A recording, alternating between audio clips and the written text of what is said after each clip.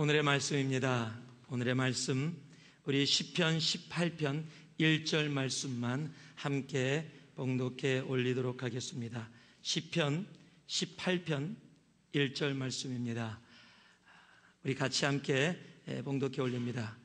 나의 힘이 되신 여호와여, 내가 주를 사랑하나이다. 다시 한번 하겠습니다. 나의 힘이 되신 여호와여, 내가 주를 사랑하나이다. 아멘. 자리에 앉아주시기 바랍니다.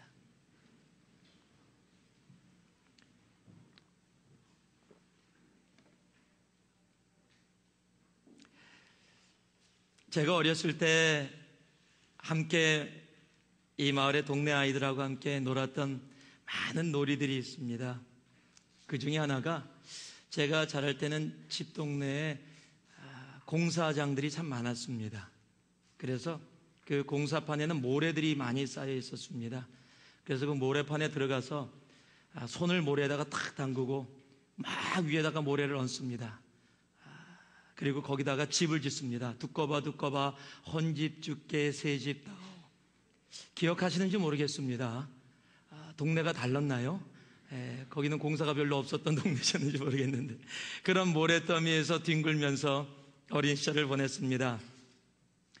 아직도 이해하지 못하는 부분들이 있지만은, 이 딱지치기, 구슬치기, 이 겨울에는 구슬치기를 하고요, 여름에는 딱지치기를 했습니다. 겨울에는 손이 너무너무 시린데도 불구하고 호흡 불어가면서 구슬로 구슬치기 했었고요, 딱지치기 하면서 어떻게 하면 좋은 딱지 만들까, 그냥 종이란 종이는 특히 달력으로 만든 딱지가 최고입니다. 그래서 달력으로 딱지를 만들어서 딱지치기 했던 것도 기억이 납니다. 그 당시에 놀이는 뭐 지금처럼 컴퓨터 그런 게 아니었기 때문에요, 여러분 기억나는지 모르겠어요. 비석치기? 이 비석을 가지고 머리에다 얹고서 걸어가서 떨어뜨리고 어깨에다 얹고 걸어가고, 그런 비석치기, 38선, 오징어 가이상, 말타기, 자매들 같으면 고무줄, 그런 놀이들을 하면서 참 길거리에서 막 뒹굴면서 넘어지면서 참 재밌게 놀았어요. 38선을 할 때는 가능한 한 술래한테 안 잡히려고 이쪽에서 저쪽으로 술래가 막을 때 건너가야 되는데 막 땅에 쫙 엎드려요. 손가락을 금에다 대고. 모르시나? 저만 그 시대에 살았습니까? 그래서 그냥 흙에서 뒹굴면서 옷에 다 묻는데도 불구하고 막 뒹굴면서 놀았던 게 기억이 납니다. 학교 끝나고 나오면 앞에 뽑기집 가서 뽑기를 하고요, 가능하면 그 몸에도 안 좋은 설탕을 왜 또 먹겠다고 그 뽑기를 그냥 침을 묻혀가면서 긁어내고 집에 가져가서 칼로 살짝 누르면서 핀으로 했던 기억도 납니다. 제일 기억 남는 것은 번데기입니다. 이 번데기를 먹고, 번데기를 그때 아저씨들이 신문지에 싸서 주셨습니다. 그리고 국물도 잔뜩 담아 주셨습니다. 그러면 번데기를 다 먹은 다음에 국물이 남으면 그 신문지 끝을 뚫어서 그 신문지를 쭉쭉 짜면서 그 국물을 다 마셨던 기억이 납니다. 아직 멀쩡합니다. 저 그렇게 먹었어도. 학교에서 뛰놀다가 목마르면 학교 수도가에다 입대고서 서로 줄 서서 그거 닦지도 않고 그냥 그 수돗물 먹었던 것도 기억납니다. 다치면은 그러다가, 그냥 다치면 무조건 약은 하나입니다. 빨간 약. 부모님들이 그래서 왜 그렇게 부르는지 모르겠는데 아카가 일본 말이에요. 아카젠키라고 불렀습니다. 배탈이 나도 배꼽에다가 아카젠키를 빨갛게 칠해 주셨습니다. 감기가 걸려서 콧물이 나면은요, 콧물을 그냥 흙 마시든지 혀로 한번 싹 훑으면 다 없어집니다. 또 감기가 걸리면, 지금 부모님들은 도저히 안 할 일들이지만은, 감기가 걸렸는데 열이 펄펄 나는데 겨울 옷을 입히고 잔뜩 입힌 다음에 불을 아주 뜨겁게 대고 한국 이불 두꺼운 걸 덮어서 아주 그냥 땀을 펄펄 나게 합니다. 그런데 나요. 지금 부모가 그러면 경찰에 잡혀갈지도 모릅니다. 그렇게 우리가 어린 시절을 보냈습니다. 그런데 지금 이렇게 하면은 난리 납니다. 지금은 밖에서 조금만 흙을 갖고 놀고 나왔어도요, 바로 세니타이저, 바로 소독하게 만듭니다. 제가 어떤 집을 방문했더니 들어가는 문 옆에 세니타이저가 붙어 있더라고요. 들어오는 손님한테 세니타이저 하고 들어와 주세요. 그래서 하고, 병원인 줄 알았어요. 그런데요, 요즘 아이들이 예전에 제가 놀았을 때보다 더 약한 아이들을 많이 봅니다. 예전에는 흙에서 그렇게 뒹굴고 막 그러면서 지냈음에도 불구하고 멀쩡하게 건강하게 잘 지냈는데, 요즘 아이들은 정말 보호해주는데도 불구하고 약한 아이들을 많이 보게 됩니다. 여러분, 예방주사라는 것을 맞습니다. 예방주사는 다른 게 아니라 병균을 약하게 우리 몸에 집어넣는 겁니다. 그래서 그 병균을 우리 몸이, 면역 시스템이 그것을 싸워서 이기게 함으로써 그 병균이 진짜로 들어왔을 때 그 병균을 이기게 하는 힘을 우리 안에 키우게 하는 게 예방주사입니다. 즉 우리의 삶 속에서는요, 어떤 부분에서는 그런 힘들고 어렵고 그냥 막 뒹굴고 살아가는 그런 모습들이 우리의 내성을 더 키워주고 면역 시스템을 키워줘서 더 건강하게 자라게 한다고 얘기할 수도 있을 겁니다. 그런데 이것은 우리의 육체적인 문제뿐만 아니라 우리의 기독교, 우리의 신앙생활에도 동일하게 적용이 되는 것 같습니다. 요즘 기독교에 가장 유행하는 언어 중에 하나가, 대세 중에 하나가 치유 클래스라는 겁니다. 치유받아야 한다. 상처가 너무너무 많아서 치유받아야 한다라는 겁니다. 그래서 상처를 주지 않기 위해서 노력하고 상처를 받지 않기 위해서 노력합니다. 그래서 말 조심하고 행동도 조심합니다. 그리고 치유 클래스를 갔다 오면 모든 것이 괜찮다고 생각합니다. 너무 상대편을 그렇게 걱정하고 생각하다 보니까 이런 신앙의 모습이 생겼어요. I don't bother you, so you don't bother me. 내가 너에게 귀찮게 안 할 테니까, 너의 인생은 너의 인생으로 살게 해줄 테니까 나의 인생은 나의 인생대로 살게 해다오. I don't bother you, you don't bother me. 왜요? 상처를 주는 것도 싫고 상처를 받는 것도 싫고. 여러분, 초대교회에 치유 클래스가 있었습니까? 여러분, 성경을 보면서 그 속에 상처를 받아서 그것 때문에 힘들어서 어려워서 그것 때문에 신앙생활이 힘들고 어렵고 하는 그런 모습들이 있었습니까? 아니에요. 여러분, 말씀을 보면은요, 예수를 믿으면 능력의 사람들의 모습이 오늘 우리의 성경 가운데 분명히 적혀져 있습니다. 초대교회에는요, 예수님을 만난 그 순간부터 그들의 삶 속에 능력의 삶들이 차고 넘쳤던 것을 우리들은 말씀을 통해서 압니다. 몇 가지 예화를 드려드려도요, 여러분, 모세와 홍해, 엄청난 능력의 삶이 나타납니다. 하나님을 믿었더니 지팡이를 들고 홍해를 향해 손을 뻗었더니 홍해가 갈라져요. 다윗과 골리앗의 이야기 다 아시죠? 물맷돌을 들고서 던졌더니 그 거인 골리앗이 쓰러집니다. 다니엘과 사자굴의 이야기, 엘리야와 아세라 바알 선지자의 850대 1의 싸움.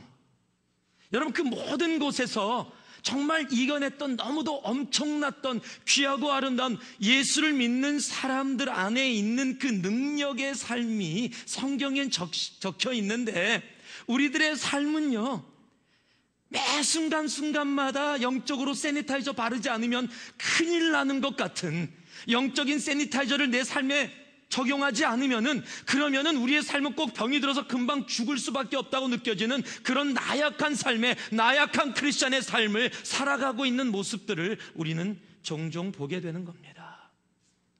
성경이 공상과학 소설을 읽는 것처럼 예전에 일어났던 일들입니까? 아니잖아요. 지금 나하고는 아무 상관이 없는 종교 서적입니까? 아니잖아요. 성경은 살아있는 하나님의 말씀입니다. 성경은 살아있는 하나님의 말씀입니다. 지금도 살아서 역사하시는 하나님의 말씀입니다. 성경에 적혀있던 것은 진실, 진리 외에는 아무것도 없습니다. 수천 년 전에 이루어졌던 일도 지금도 동일하게 이루어질 수 있는 능력의 삶을 이야기하고 있습니다. 예수 믿는 우리들은 바로 그 능력의 삶을 살아갈 수 있게 되는 겁니다. 오늘 시편을 통한 삶 시리즈 두 번째입니다. 3주 전에 여러분들과 행복한 삶에 대해서 나눴고요, 오늘은 여러분과 능력의 삶에 대해서 나누기를 원합니다. 오늘 시편 18편 말씀은 굉장히 유명한 말씀입니다. 그 중에 1절의 말씀은 더더욱 그렇습니다. 아마 우리 한번 읽었지만 여러분 이미 들어오셨고 또 오늘 읽었기 때문에 금방 외우실 겁니다. 나의 힘이 되신 여호와여, 내가 주를 사랑하나이다. 이 고백은요, 나의 힘이 되신 여호와여, 다윗은 나의 힘이 되신 여호와여, 내가 주를 사랑하나이다. 자신의 삶을 들어서 하나님만이 나의 삶의 능력의 원천입니다. You are the origin of my source of my power. 주님만이, 하나님만이 나의 삶의 능력의 원천입니다라고 고백하고 있어요. 이 말씀은 동일하게 사무엘하 22장에도 똑같이 적혀 있습니다. 이 시편 18편의 말씀과 사무엘하 22장의 말씀, 사무엘하 22장이라면 다윗의 삶이 마무리되고 있는 삶의 한 부분입니다. 즉, 이 말씀은 다윗이 어느 순간에 한 날, 무엇을 경험하고 얘기했던 말씀이 아니라 자신의 삶 속에서 자신이 살아왔던 인생을 돌아보면서 내가 내 삶 속에서 살아왔지만 나를 지금까지 있게 했고 나를 능력의 삶으로 살아가게 하신 분은 바로 하나님이시다라고 고백하는 삶의 고백이에요. 그러면 다윗의 삶에는 역경이 없었습니까? 아니요. 다윗의 삶에도 역경과 고난 그리고 영광도 다 있었지요. 특히 동일한 이 18편 이 4절의 5절 말씀에 보면 그의 역경이 어느 정도였는지를 표현해 주고 있어요. 제가 읽어보겠습니다. 사망의 줄이 나를 얽고 불의의 창수가 나를 두렵게 하였으며 음부의 줄이 나를 두르고 사망의 올무가 내게 이르렀도다. 쉽게 얘기하면, 한마디로 얘기하면 죽겠다라는 겁니다. 죽을 지경이 되었다. 나의 힘이 되신 여호와여, 내가 주를 사랑하나이다라는 고백하는 순간에도 역경이 그 삶 속에 있었기 때문에 나는 죽을 수밖에 없는 그런 역경 속에 있었다라고 얘기하는 겁니다. 다윗의 삶이 하나님으로 인해서 다 좋았던 것이 아니라 정말 죽을 수밖에 없는 그 역경 속에서도 그렇게 있었었다라고 얘기하는 겁니다. 그럼에도 불구하고 다윗은 고백합니다. 나의 힘이 되신 여호와여라고요. 여러분, 다윗이 믿는 하나님과 우리가 믿는 하나님이 다릅니까? 동일합니다. 히브리서 13장 8절 말씀에 보면 예수 그리스도는 어제나 오늘과 영원토록 동일하시느니라 라고 적혀 있습니다. 우리가 믿는 하나님은, 다윗이 믿는 하나님은 그때도 지금도 동일하신 우리의 하나님이십니다. 그렇다면 우리도요, 이 땅 가운데 능력의 삶을 살아갈 수 있다는 겁니다. 내가 죽을 수밖에 없는 그 고비 속에 있다 하더라도 우리는 능력의 삶을 살아갈 수 있다는 것입니다. 그런데 왜 우리는 그 능력의 삶을 살아가지 못할 때가 종종 있는가요? 오늘 이 말씀을 통해서 함께 배워가면서 하나님, 나도 다윗처럼 내 삶을 통해 그렇게 고백하기 원합니다. 나의 힘이 되신 여호와여, 내가 주를 사랑하나이다. 하나님, 내 인생의 마지막에 나도 다윗처럼 그런 능력의 삶의 고백을 하기 원합니다. 나의 힘이 되신 여호와여, 내가 주를 사랑하나이다. Oh, I love you, Lord, my strength. 하나님 앞에 그렇게 고백할 수 있는 능력의 삶의 고백이 여러분께 있기를 주님의 이름으로 축원합니다. 그렇다면 능력의 삶과 능력의 삶이 아닌 삶의 차이는 무엇일까요? 우리 2절 말씀을 같이 한번 봉독해 보기 원합니다. 우리 18편 2절 말씀, 우리 한 목소리로 함께 봉독합니다. 여호와는 나의 반석이시요 나의 요새시요 나를 건지시는 자시요 나의 하나님이시요 나의 피할 바위시요 나의 방패시요 나의 구원의 뿌리시요 나의 산성이시로다. 한번 따라 하시기 바랍니다. 차이는 하나님이다. 여러분, 능력의 삶이냐 아니냐의 차이는 하나님입니다. 여러분, 다윗의 고백을 봤더니요, 반석이다, 요새다, 나의 하나님, 피할 바위 막 다 얘기를 합니다. 하나님을 방패라고 얘기해요. 여러분, 방패가 뭡니까? 적이 화살을 쏠 때 그것을 막는 도구입니다. 그런데 하나님이 방패예요. 무슨 얘기입니까? 다윗은 수없는 전쟁을 치렀어요. 수없는 죽을 고비를 넘겼습니다. 화살이 무수히 날아왔습니다. 그럼에도 불구하고 자기가 죽지 않고 이렇게 살았던 이유는 하나님이 나의 방패 되어 주셔서 내가 죽을 수밖에 없는 상황들을 나를 막아주셨다는 거예요. 반석이시다. 정말 변함없는, 있는 모습 그대로 계시는, 모래더미에서 내가 빠져들어가는 것이 아니라 그 위에 설 때 내가 안전하게 지켜지는 바로 반석이시다. 요새시다. 나의 구원의 하나님이시다. 여러분, 다윗의 이런 고백들 정말 엄청난 고백 아닙니까? 하나님을 향해서 아마 별명을 가장 많이 지어준 사람이 있다면 다윗일 거예요. 그랬더니 하나님도 다윗에게 별명을 지어주십니다. 내 마음에 합한 자, The man after God's own heart. 하나님과 다윗은 별명을 지어주고 별명을 지어주는 사이예요. 여러분, 하나님께 지어준 별명 좀 있으십니까? 우리 하나님이요? 기도 안 들어주시는 하나님, 나 모른 척하는 하나님, 그렇습니까? 우리 하나님이 어떤 하나님이세요? 하나님께 별명을 지어주신다면 여러분 어떤 별명 지어주시겠어요? 만약에 여러분이 생각하기에 하나님이 여러분에게 별명을 하나 지어줄 거라고 한다면 무슨 별명을 지어줄까요? 삐치미. 어떤 별명을 여러분께 하나님이 지어주실까요? 여러분, 다윗과 하나님과의 관계, 여러분, 이 관계는요 정말 삶을 통한 그 모든 그 역경 가운데, 죽음의 고비 가운데서도 함께 지나면서 나눴던, 어떻게 보면 전우애예요. comradeship이에요. comradeship. 죽을 사지를 함께 넘으면서 서로 함께 지내왔던 사이. 그러기에 서로가 서로에게 별명을 그렇게 붙여주면서도 그 가운데서 함께 결코 떨어질래야 떨어질 수 없는 그런 사이. 여러분, 세상에 어떤 사람이 하나님을 향해서 하나님은 내 방패입니다, 하나님은 내 요새입니다, 하나님 내 구원의 뿌리십니다, 여러분, 그런 별명을 지어준 사람이 누가 있습니까? 오늘 이 시편 18편 1절의 말씀을 보면 한국말로는 나의 힘이 되신 여호와여 내가 주를 사랑하나이다 라고 고백했는데요, 한국말의 어순이 이렇게 될 수밖에 없습니다. 그런데 원어를 보고, 또 영어는 제대로 해놨어요. 원어를 보면 그것이 그렇게 적혀 있지 않습니다. 거꾸로 적혀 있습니다. 내가 주님을 사랑합니다, 나의 힘 되신 하나님이요.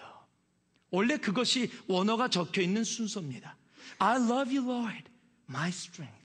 즉 나의 힘이 되신 하나님을 이야기하기 전에 다윗이 하나님을 향한 고백은 먼저 무엇이었어요? 사랑합니다예요. 사랑합니다. 사랑합니다. 여러분, 다윗이 그 능력의 삶으로 살아갈 수 있었던 이유는요 바로 여기 있어요. 하나님과의 그 사랑의 관계 속에, 그 친분 속에 온전히 거하고 있었다는 거예요. 그의 삶에는 하나님이 전부였어요. 사랑합니다 고백하는 그 하나님이 전부였다라는 겁니다. 우리도 하나님께 사랑한다고 고백을 합니다. 그런데 왜 능력의 삶이 나타나지 않을까요? 그 사랑의 고백의 강도 때문이에요. 이 강도라 그래서 이렇게 못하는 그런 강도가 아닙니다. 우리가 사랑한 하나님이라고 부르는 그 사랑의 강도가 어떠냐? 다윗은 그 별명을 다 붙여주면서 하나님 앞에 I love you, Lord, 사랑합니다 라고 고백할 수 있었던 겁니다. 민수기 13장 33절에 보면은요, 여러분이 너무도 잘 아는 얘기입니다. 12명의 이 스파이를, 이 정탐꾼을 가나안 땅에 보냅니다. 그런데 그곳에 갔다 온 10명이 이렇게 얘기합니다. 거기서 또 네피림 후손 아낙 자손 대장부를 보았으니 그들의 보기에도 메뚜기 같다. 이 글자가 굉장히 작아서 안 보이는데요, 색깔이. 그들이 보기에도 우리가 뭐라고요? 메뚜기 같다라고 얘기하는 겁니다. 메뚜기 같다. 그런데요, 동일한 것을 보고 왔는데 민수기 14장 9절을 봤더니요, 갈렙과 여호수아가 이렇게 고백합니다.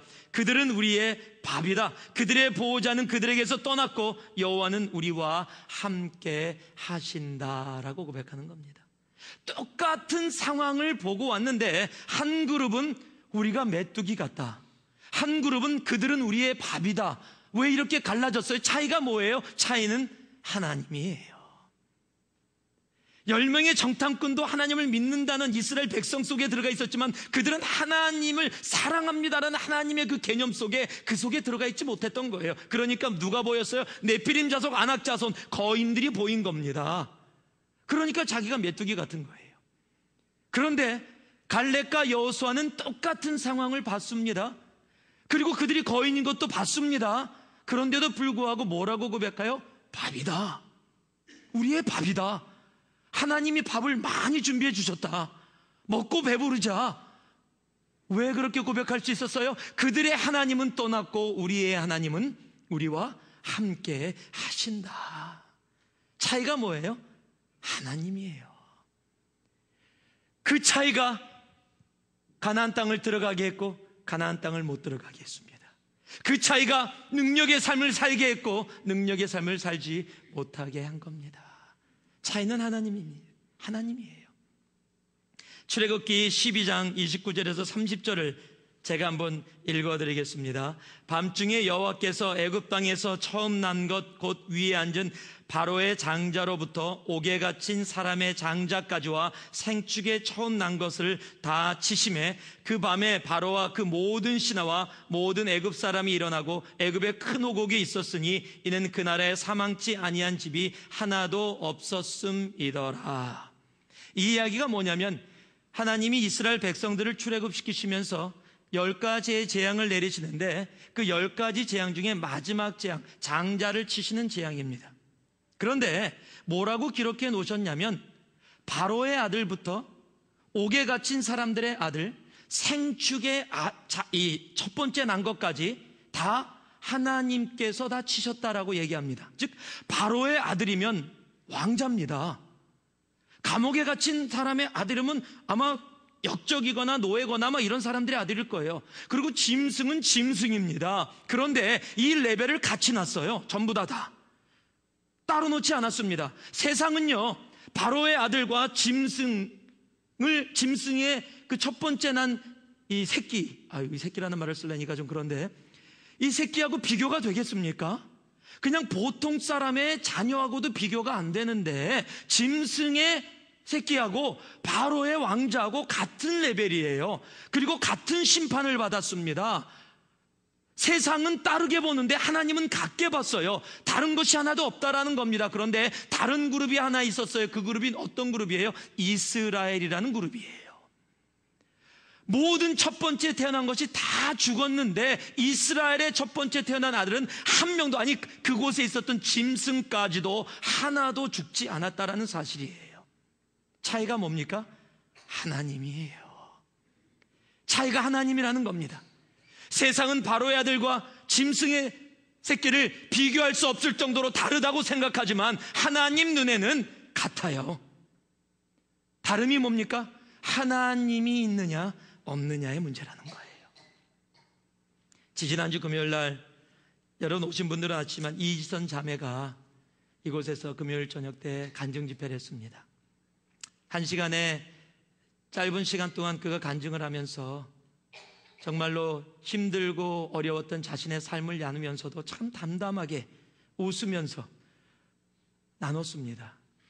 너무너무 예뻤던 대학생 시절에 자신의 정말 원치 않았던, 생각지도 못했던 일들 속에 화상을 입고 온몸과 얼굴이, 어떤 자매님이 그렇게 나누시더라고요. 같이 함께 성경 공부를 하면서 멀리서 봤더니 참 그래도 화상을 입었어도 참 예쁘다, 괜찮다, 깨끗하다 그렇게 느꼈었는데 책 사인을 받으면서 함께 사진을 찍어서 옆에서 봤더니 멀리서 보던 얼굴하고 너무 다르더라고. 자기가 깜짝 놀라고 마음이 너무 아팠다고. 그런데 웃으면서 사인해주고 웃으면서 사진같이 찍어주는 그 모습, 자기 거기에 너무 감동을 받고 눈물 질 수밖에 없었다고. 나 같으면 그렇게 못하는데 어떻게 지선자매는 그렇게 할 수 있었을까? 여러분, 그것이 어떻게 가능했을까요? 여러분, 화상 입은 사람이 지선자매뿐입니까? 아니요, 세상에 많이 있습니다. 그런데 그것을 이기고서 그렇게 설 수 있는 사람이 많지 않아요. 그 차이가 뭡니까? 여러분, 그 간증 내내 얘기했던, 지선자매가 얘기했던 것이 무엇입니까? 바로 하나님이었습니다. 자신의 그 인생을, 10여 년이 넘는 그 화상 입은 인생을 얘기하면서 지선자매가 그렇게 웃으면서 그 모습을 그대로 보이면서 오히려 지치고 힘든 자들, 멀쩡하게 생긴 사람들을 위로하고 세워줄 수 있었던 이유는 바로 하나님이다라는 겁니다. 그러게 예쁜 얼굴로 하나님이 다시 돌아갈래? 라고 얘기한다 할지라도 자기는 돌아가지 않겠습니다. 왜요? 그때는 하나님을 제대로 몰랐는데 지금 하나님을 온전히 알았기에 그 하나님을 아는 이 삶이 더 좋습니다. 전 평생 잊지 못하는 말이 지선자매가 그 다음에 한 말이에요. 이런 얘기하면 꼭 앞에서 간증하니까 삐딱하게 생각하시는 분들이, 간증하니까 그렇지, 간증이니까 사람 앞에 섰으니까 그렇게 얘기할 수 있지 라고 생각하는 사람이 있다고요. 여러분도 지금 이 말씀 들으면서 그런 분들 없기를 바랍니다. 그러면서 다시 한번 못 박았지요. 진심이라고. 여러분, 지선자매가 어떻게 그랬을 수 있었습니까? 차이는 하나예요. 하나님. 그 바로 하나님. 다윗과 동일하게 그 역경 가운데서도 하나님만을 불렀던 그 다윗처럼 능력의 삶이냐 아니냐의 차이는 바로 하나님이라는 사실입니다. 사지가 없이 태어난 닉 부이치치, 여러분 신문 보셨으면 알겠지만 장가 들었습니다. 얼마 전에. 태어나면서부터 팔다리가 없었어요. 그런데 장가 들었어요. 신부도 아주 예뻐요. 일본계 미국인입니다. 신혼여행 간 사진을 유튜브에 올려놨어요. 봤습니다. 여러분, 사지가 없는데 세상을 다니면서 사지가 멀쩡한 사람들보다 더 능력의 삶을 살아가고 있어요. 차이가 뭡니까? 하나님이에요. 우리가 믿는 그 하나님은 이런 능력의 삶을 만들 수 있으신 하나님이세요. 그저 하나님하고 우리가 힘들 때 나오는 그런 하나님이 아니라 능력의 삶, 다윗처럼 그 역경 가운데서도 힘든 가운데서도 언제든지 나의 힘이 되신 여호와를 외칠 수 있고 그 마지막 순간까지도 하나님 사랑합니다, 나의 힘이 되신 여호와여를 외칠 수 있는 바로 그 하나님이신 겁니다. 그 하나님이 우리의 하나님이십니다. 그 하나님이 지금도 살아 역사하시는 우리의 예수님이십니다. 그 예수가 있기에 우리들도 능력의 삶을 살아갈 수 있는 겁니다. 한번 따라 하실래요? 차이는 하나님이다. 차이는 하나님이다. 바로 그 하나님이 여러분의 하나님이십니다.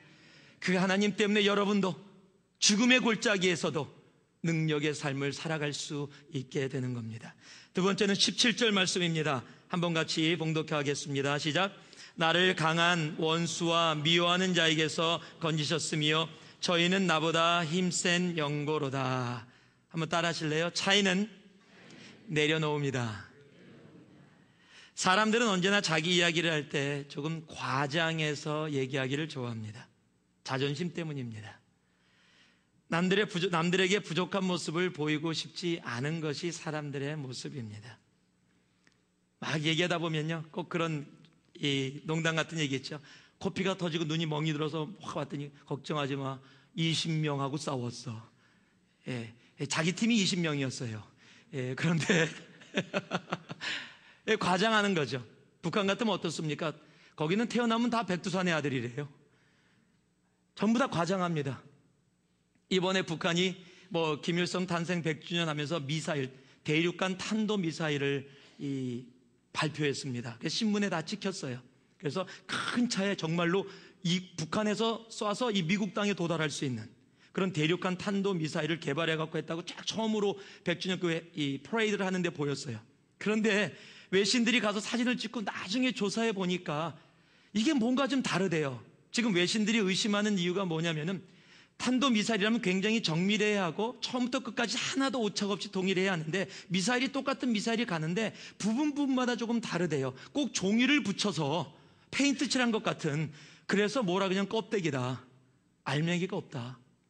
북한이 뭐 하려고 그러는 거예요? 과장하고 싶은 겁니다.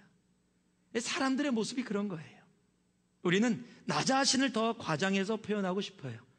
여러분, 근데 다윗이 왕입니다.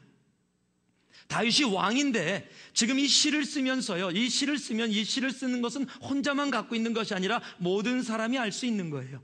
그런데 뭐라고 고백을 하냐면요, 나의 강한 원수와 미워하는 자에게서 건지셨으며 저희는 나보다 힘센 영고로다. 영어로 뭐라고 적혀있냐면 Who were too strong for me. They are too strong for me. 나는 너무 적들이 세갖고 내가 어찌할 수 없는데 하나님께서 해주셨다라는 거예요. 여러분, 왕이라면 왕으로서의 자존심이 있기 때문에 자기가 약한 것을 보이면 안 됩니다. 그런데 자기가 약한 것을 있는 모습 그대로 다 나타냅니다. 여러분 아세요? 주님 앞에는 진정한 능력의 삶은 나의 자존심이 아니에요. 하나님 앞에 나타나는 진정한 능력의 삶은 나의 자존심의 내려놓음입니다. 그래서 사람의 끝이, 사람의 마지막이 하나님의 시작이 되어지는 겁니다. 내가 할 수 없다라는 겁니다. 여러분, 능력의 삶은 내가 할 수 있다 하는 곳에선 절대 나타나지 않습니다. 내 자존심을 세우는 곳에서는 절대 나타나지 않습니다. 여러분, 내려놓음의 모습 중 하나가 기도하는 삶입니다. 왜 기도하는지 아십니까? 할 수 없다라는 겁니다. 내가 어찌할 수 없다라는 겁니다.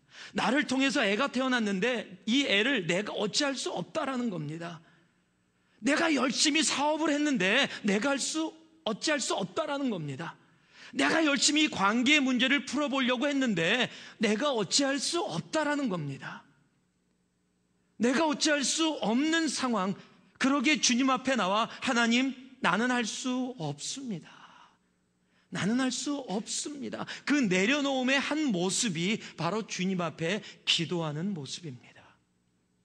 즉, 기도하지 않는다라는 것은요, 내려놓지 않는다라는 겁니다. 내려놓지 않는다라는 얘기는 내가 내 힘으로 한번 해보겠다라는 겁니다. 내가 내 힘으로 내 자식 키워보고, 내가 내 힘으로 내 사업해보고, 내가 내 힘으로 관계 문제 풀어보고, 내가 내 힘으로 내 인생 설계해보겠다라는 겁니다. 능력의 삶의 시작은 내려놓으면서 시작하는 겁니다. 또 많은 사람들은요, 능력을 탁월이라는 잘못된 말로 오해를 합니다.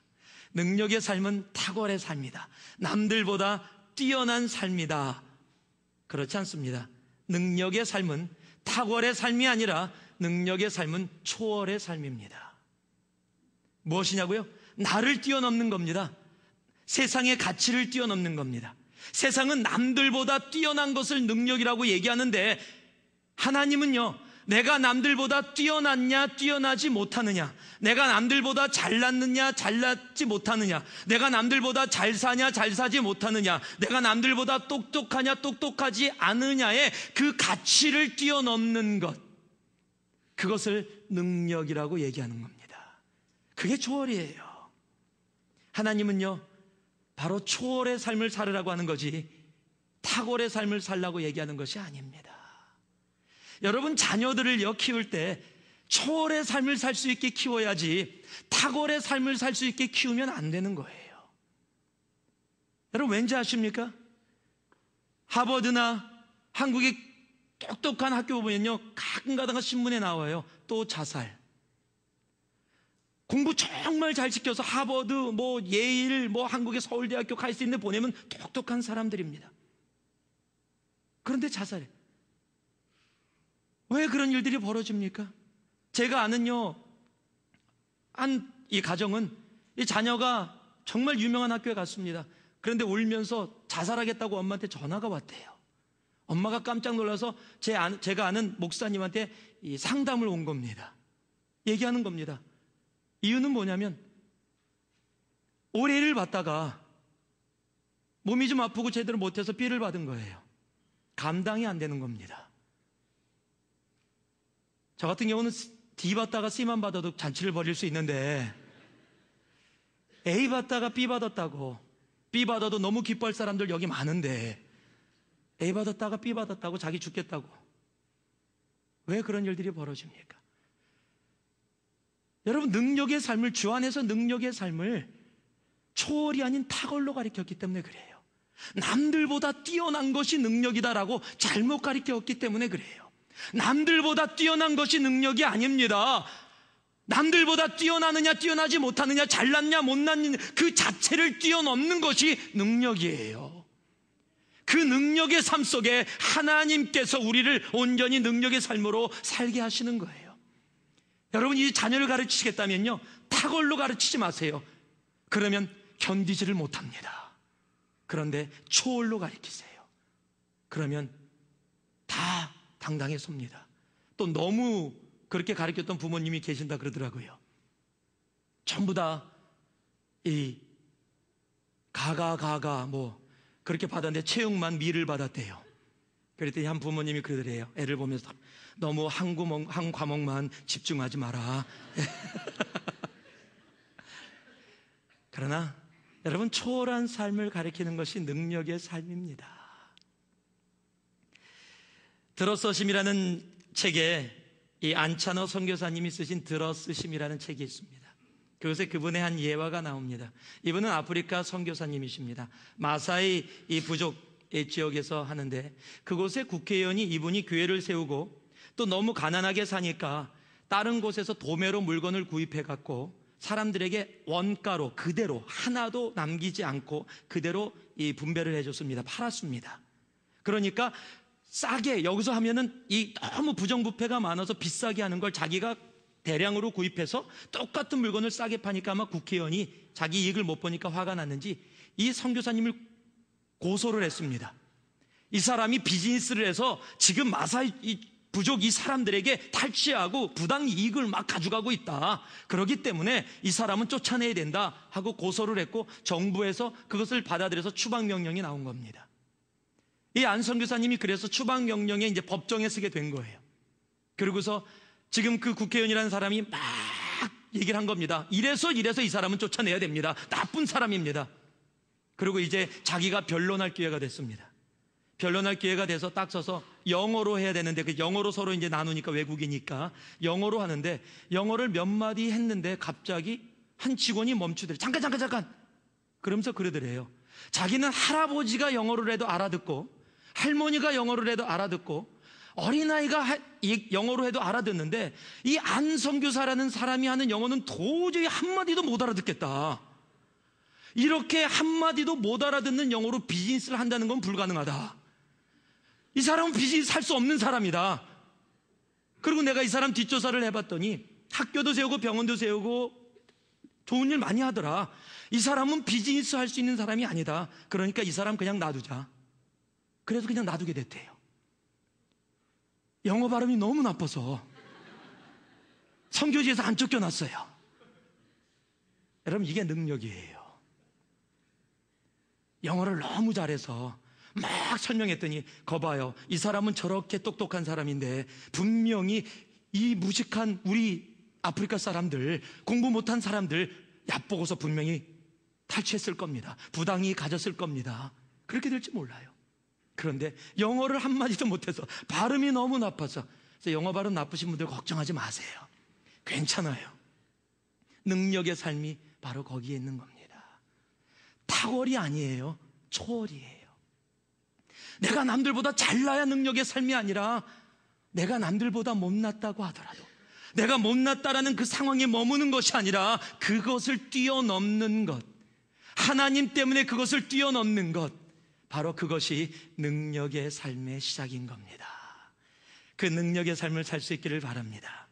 예수님의 진정한 능력, 그 초월의 삶은 바로 십자가였습니다. 하나님이신 예수님께서 사람 앞에 그 핍박을 당하고 그 고역을 당하고 십자가에 죽기까지 우리를 사랑했던 것, 그것이 초월입니다.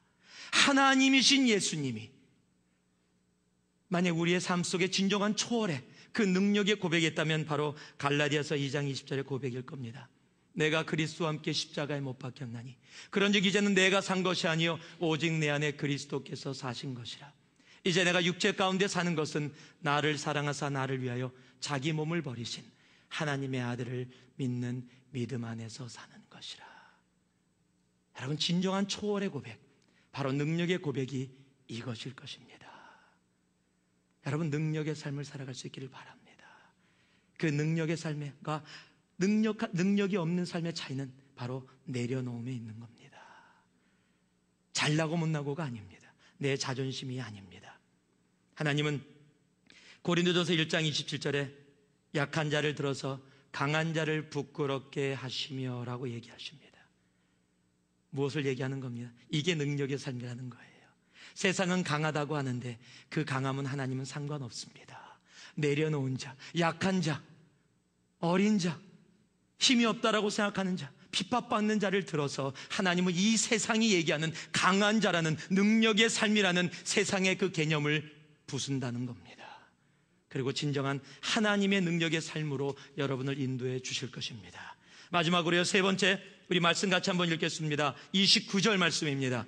같이 한번 읽습니다. 시작. 내가 주를 의뢰하고 적군에 달리며 내 하나님을 의지하고 담을 뛰어넘나이다.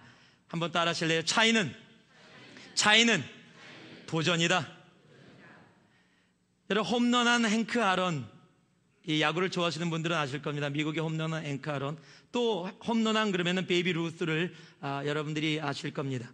이 행크 아론은요, 홈런왕이라고 불려지기 전에 삼진 아웃을 일생 동안 1383번을 당했습니다. 베이비 루스는 1330번을 당했습니다. 삼진왕이라는 타이틀까지도 받았던 사람들입니다. 그런데 이들을 우리는 삼진왕으로 기억하지 않습니다. 홈런왕으로 기억합니다.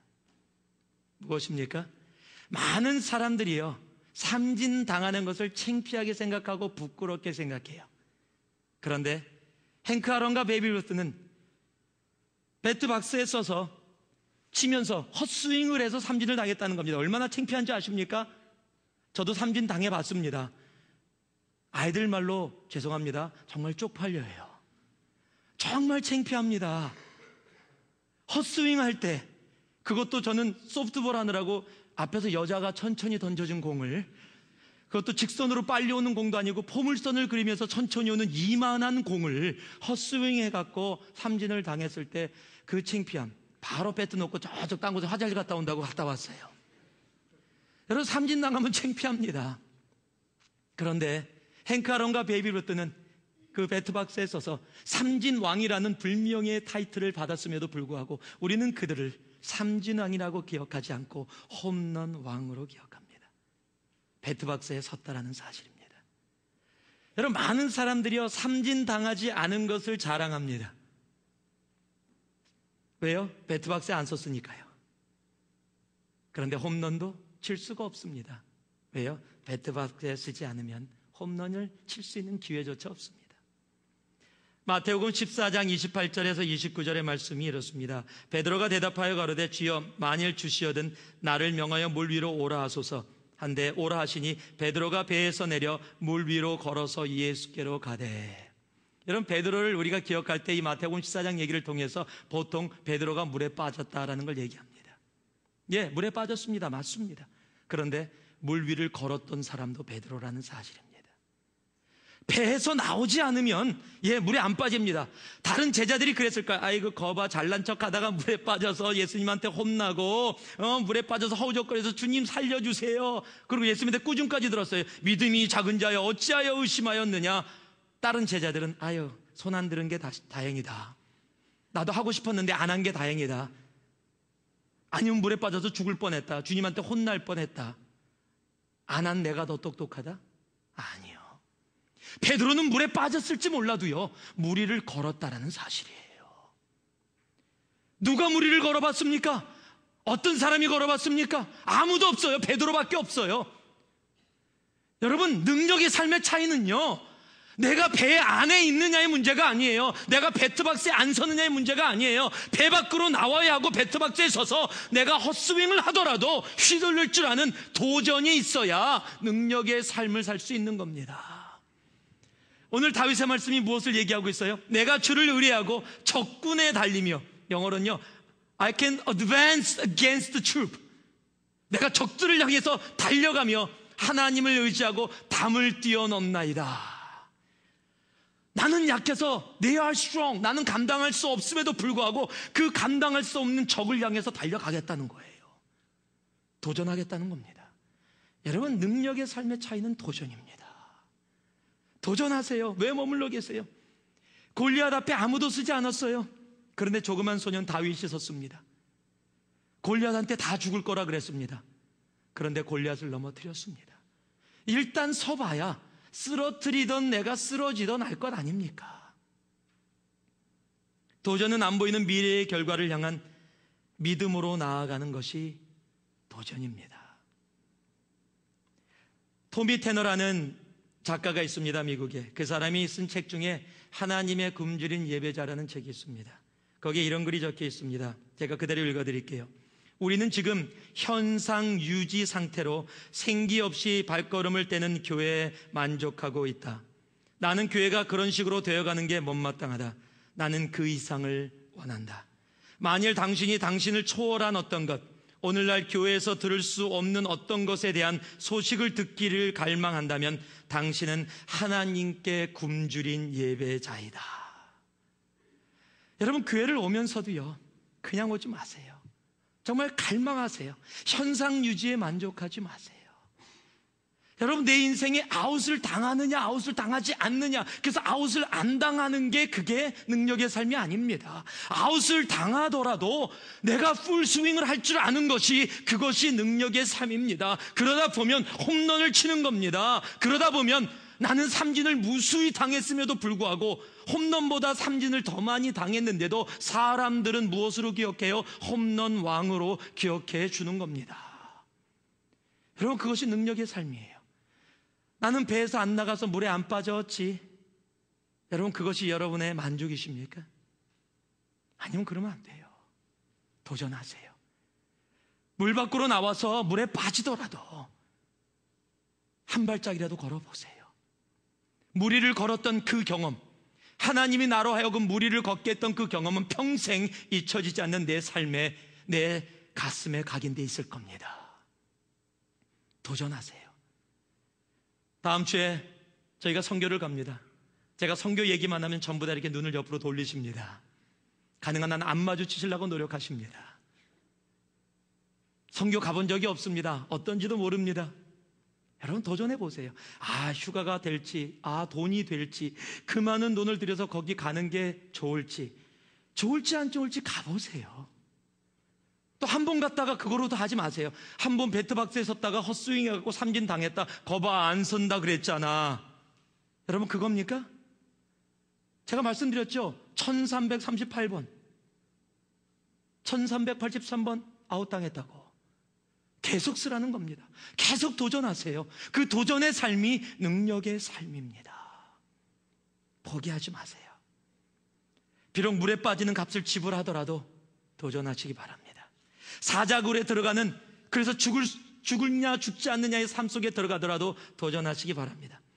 불 속에 들어가는 값을 지불하더라도 도전하세요. 감옥에 갇히는 값을 지불한다 할지라도 머물러 계시지 마시고 도전하세요. 차이는 도전입니다. 말씀을 마무리 맺습니다. 예수를, 동일한 예수를 믿는 우리는 어떠한 모습으로 살아야 다윗처럼 능력의 삶을 고백할 수 있을까요? 차이는 하나님입니다. 차이는 내려놓음입니다. 차이는 바로 도전입니다. 다시 한번 따라해 보실래요? 차이는 하나님이다. 차이는 내려놓음이다. 차이는 도전이다. 오늘 이 순간부터 하나님 능력의 삶의 삶을 살기 원합니다. 하나님, 대충 사는 인생 아니라 다윗처럼 나의 힘이 되신 여호와여, 내가 주를 사랑하나이다, 이런 고백의 능력의 삶을 나도 살기 원합니다. 주님 앞에 그렇게 고백하며 그 능력의 삶 속에 들어가는 여러분 되기를 주님의 이름으로 축원합니다. 잠깐 기도하겠습니다.